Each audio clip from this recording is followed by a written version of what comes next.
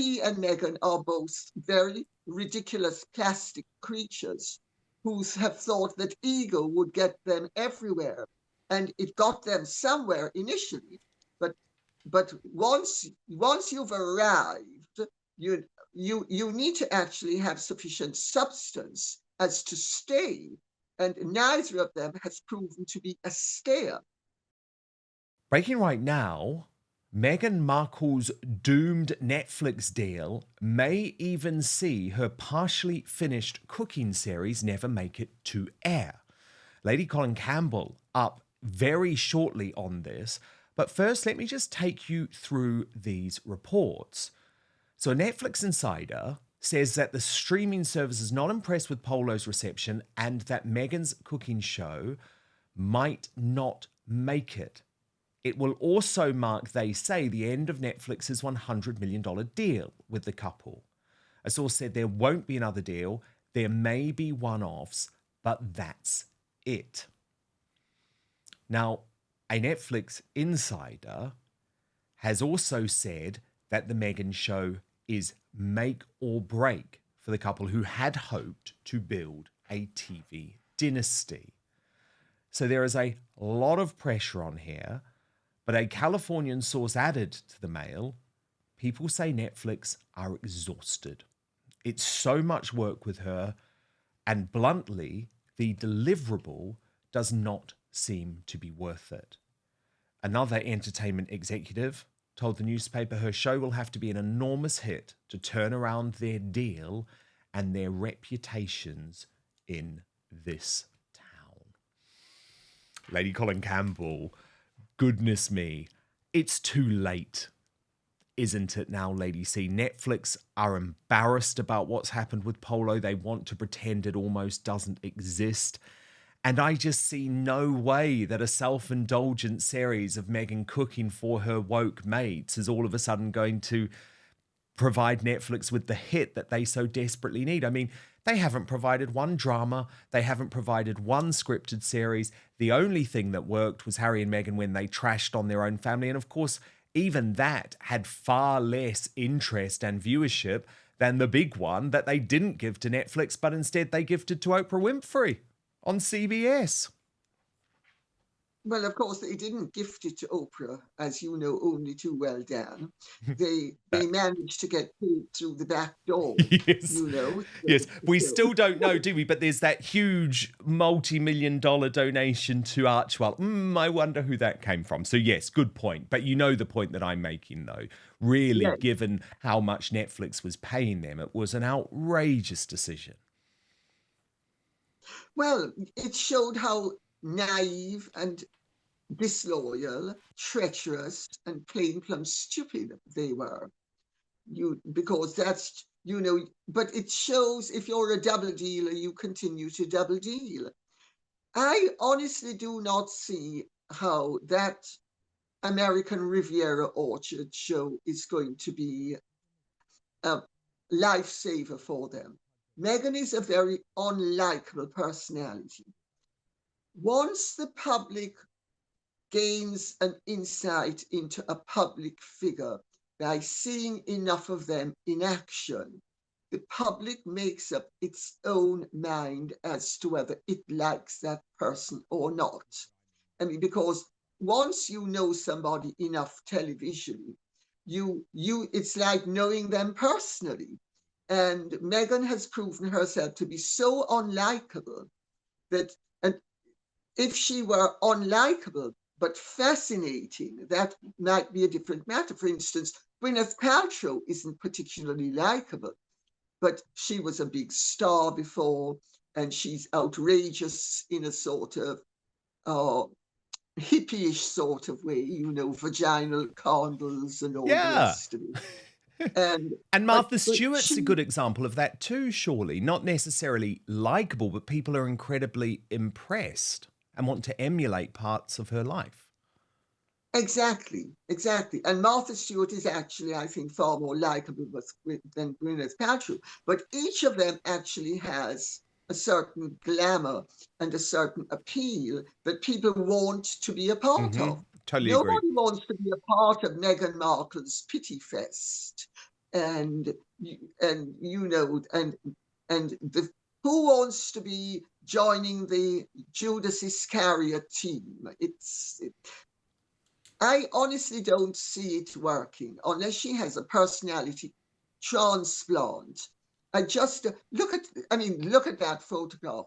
The woman is so contrived. There's absolutely nothing natural about her, and it turns people off. And if she had something of interest to say, or if she were outrageous, even in a negative way, but it would be entertaining. There's nothing entertaining about her. She's a bore. She's revealed herself to be a vacuous bore. And do we seriously think that there are going to be millions of people looking at a royal oik in operation, as she says, oh, and we're now going to be doing our, oh, shall we do eggs Benedict? And eggs Benedict is very chic, and eggs Benedict is something that only the elite ever Yes. have. And With of this course, people can coconut get eggs milk, Benedict which in pennies. costs $10 a bottle. Yeah, but also the supply to for American Riviera Orchard to be anything but entertainment. If it's going to be uh, something like QVC that will supply goods, they need the stock. Somebody needs to invest in the tens of thousands of each item in case it sells. And if it doesn't sell, forget it. And if it's a limited edition, that is actually a way forward. That everything is a limited edition, 500 of one thing, 500 of another, or 1,000. That is a way of keeping costs down and maybe elevating the price. I shouldn't be saying this because they might not have thought of it, but that is the only way forward for a commercial enterprise of flogging jam and all the rest of it. But also, she's not prestigious. People buy Highgrove jam, they buy Buckingham Palace products because they are prestigious. There's nothing prestigious about Meghan Markle or American Riviera Orchard. And the most extraordinary thing is that Netflix has been prepared to delay the series simply to try and allow Meghan the opportunity to get her act together and actually have the product ready for when the TV show starts. Now, I'm surprised they give a damn, because their job is to get people watching their shows, not to help Meghan Markle sell her crappy product. And of course, because she found it impossible to find a chief executive, she's having to do all of this herself.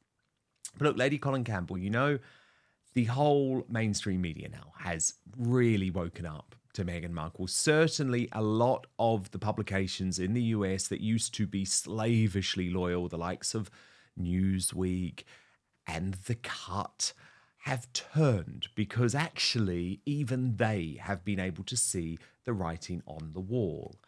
But there's one man, Lady C. He's the Goebbels character, and he will go down with this ship. And you know who I'm talking about. You describe him as scabies. I call him that very odd-looking man. And I had to get your reaction to a post that he made this week, attempting to take down people like you and me and royal YouTubers as well, which is particularly interesting, by the way, because he now claims that he's retired from the royal beat, which I think is more just because no one in royal circles would dare utter a word to him. But this is what Omed Scobie posted on his X account. Requirements to become a royal commentator or expert in 2024-2025. 0 journalism experience. Be totally unhinged. An unhealthy interest in kids you don't know. Hardcore royalist. Happy to do GB News or Rude Word YouTube show for pennies. Limited vocabulary. Own a USB mic. Lady C, I wanted to give you the opportunity to respond. I wouldn't condescend to take that creep seriously. First, I mean, he should be living in Castle Goring instead of me. Then maybe he could be condescending about any of us. And until such time, while he's scratching around on gay websites trying to hawk his wares and get people to go to bed with him, which he does, because I know, because a friend of mine's son who's gay sent me the photograph of him. And also anybody who has made it so clear that he dislikes himself to the extent that Omid Scobie does, because he's totally artificial. Like Meghan Markle, he's a study in plasticity. I mean, there's nothing natural about him, which is a great pity, because he used to be quite good looking, but look at him now, he's repellent looking. And also he doesn't even lay claim to a proper identity. He claims that he's biracial, Caucasian on his father's side, Caucasian on his mother's side. Bi means two. Bi doesn't mean one half and the other half making one whole. And for him to be condescending about people who are far more successful than he is very Meganian as well. But then he and Meghan are both very ridiculous plastic creatures who have thought that ego would get them everywhere. And it got them somewhere initially. But once you've arrived, you need to actually have sufficient substance as to stay. And neither of them has proven to be a stayer. So he doubtless thought he was going to be clever. And also, I, for instance, am not a journalist. I've never been a journalist. And so I certainly didn't need journalistic skill. And also, what is a USB thing? He says something about it. What is that? Oh yeah, it's like the cord that you plug your microphone into your computer with, or your charger, your phone charger. What does that have to do with anything? I'm sure I'm very untechnological, so I'm missing this. Can you explain it to me so we can see what he's being an absolute snob, and he's trying to do down citizen journalists and make the point that, oh, any old person, be it, one of our favourites like P. Dina, or According to Taz, or Brittany from the Royal News Network, or Steph the Alternate, oh, how terrible that ordinary people can plug in a microphone now. And the thing is, he's part of this snobby elite, isn't he? Or at least he wants to be part of that snobby elite that doesn't understand that actually journalism and the media is completely changing. We are the media now. You are the media now. You don't have to listen to some sort of mainstream guff. You can actually go direct to the source. And journalism, as you say, is no longer limited to people who are able to describe themselves as journalists because they work for the BBC. So it's just snobbery. In fact, he's just trying to do snobbery. Can I make a point, Dan? Please. Can I make a point? But first, with the holidays creeping up faster now, goodness, it's less than a week, right, than your aunt's fruitcake recipe, I've got something way better to share with you. If you want to look sharp for all those festive gatherings and maybe finally win that Best Groomed at the Family Dinner Award, check out the latest masterpiece from Manscaped, the Chairman Pro Electric Foil Shaver.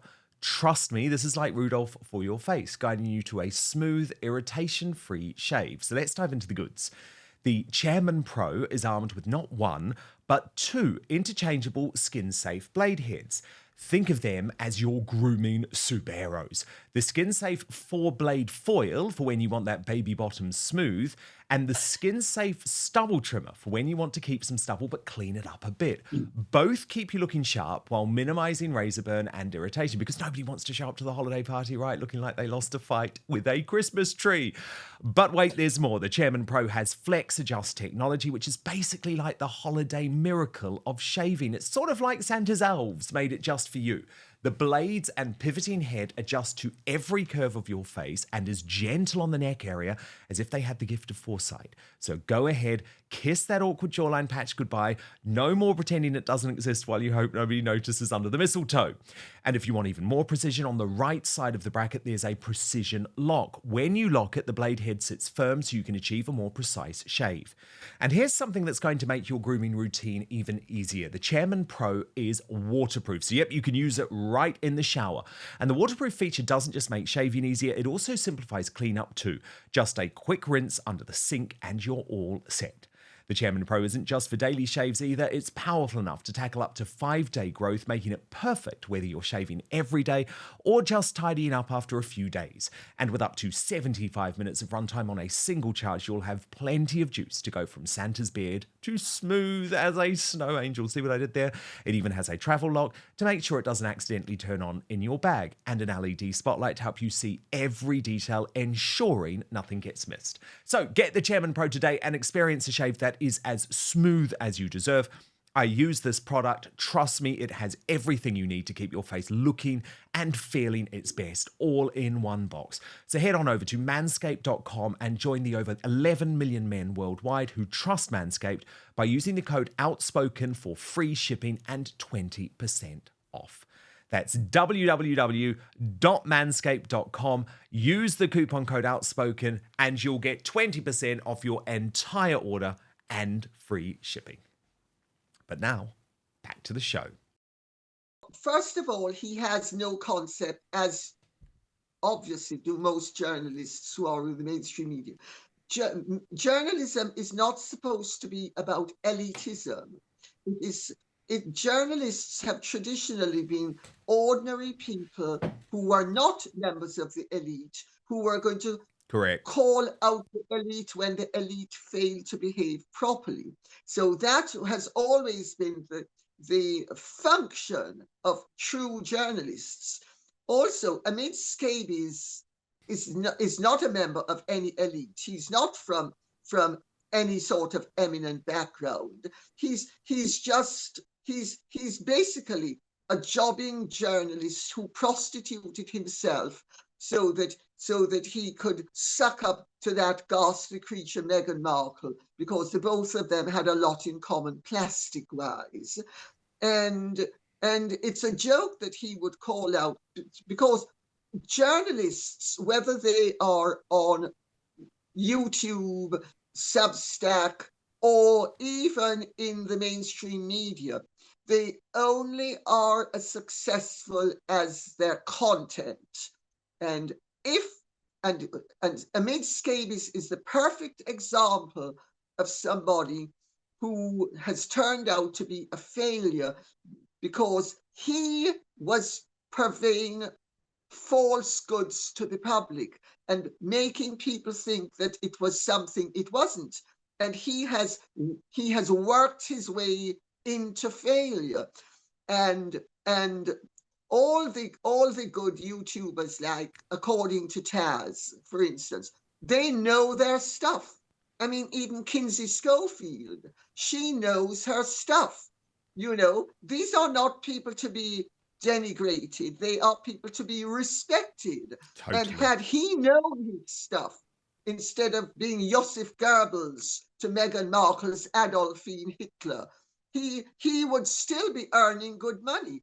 Instead of which he's had to retire because he's covered in egg by having shown himself to have been nothing but a propagandist. So I think he has a hell of a nerve snaring at people who are his superiors.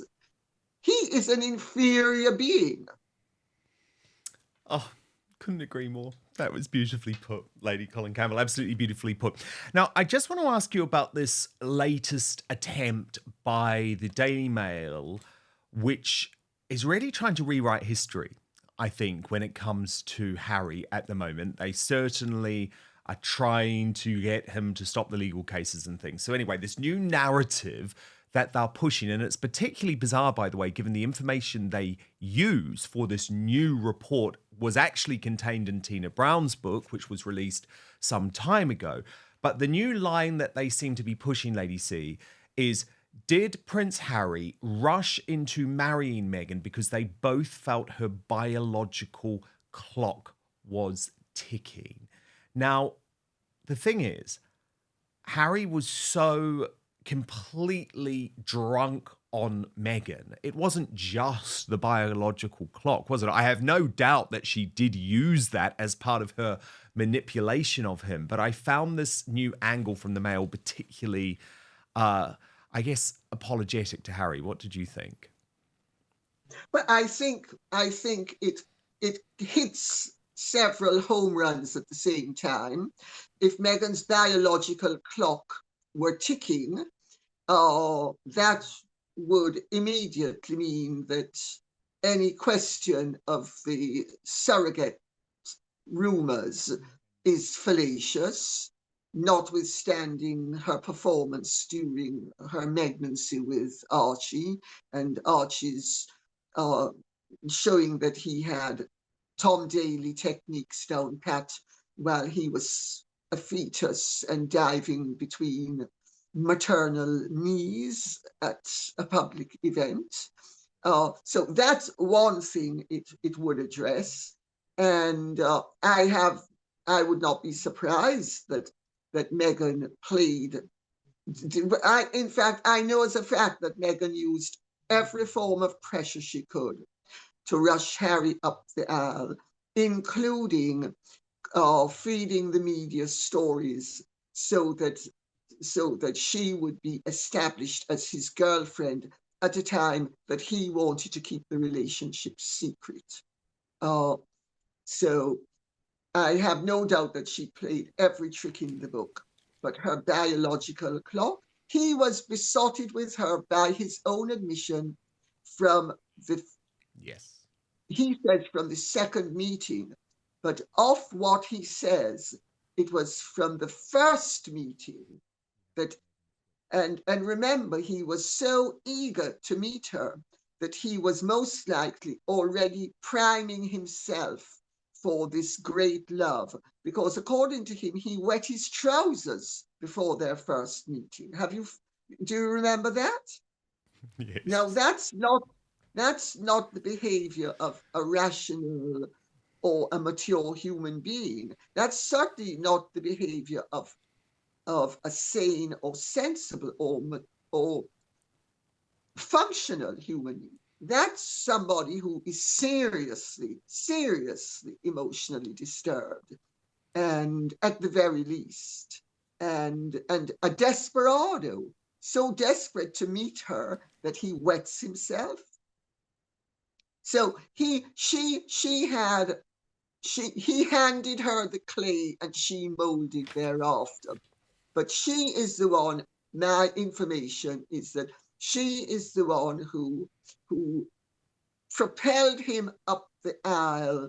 And in the early days of the relationship, when he had some doubts and some questioning, she was making sure that she was applying pressure behind the scenes and getting the press involved, and then manipulating him into being her protector and her public protector while she was being racially abused, when of course no such thing was happening.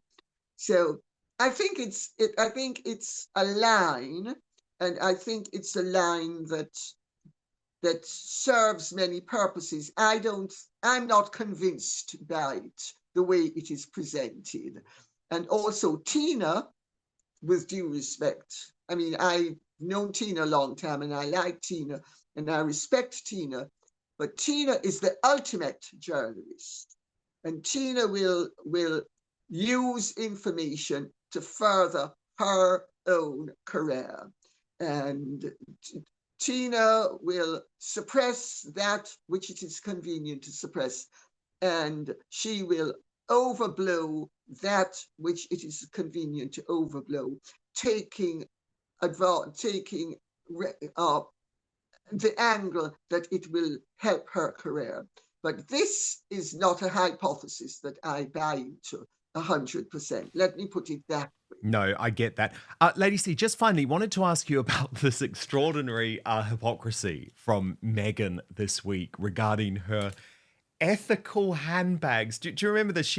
She plugged this Sesta collective as being totally ethical.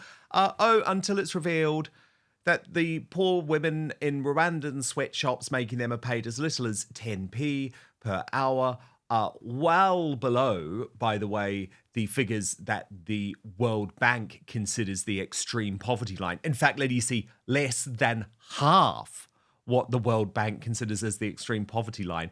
Hilariously, rather than doing a mea culpa and admitting, oh, we got this wrong and we've got to turn this around, Sesta Collective, which remember Meghan is an investor of, push back and say, no, these figures aren't accurate, as in we should be paying people as little as this, because actually the World Bank is wrong to say that you need to be paid £1 70 pence per hour to be above the extreme poverty line. What is there to say, Dan? The woman is shameless. We have seen evidence of that time and again. To jump on the ethical bandwagon so unethically is beyond hypocritical. But we have seen Meghan do this time and again. But she's not unique. The posturing of people of her ilk has been sickening to me for the last 15 or so years, certainly in the last 5 years. And, they are on and on about how wonderful they are and how ethical they are and how they are shining lights that everybody else should follow. And then it turns out that they're ripping off people left, right, and center. And they don't even care to give people a living wage. I know people in the third world, my own family, I will use as an example.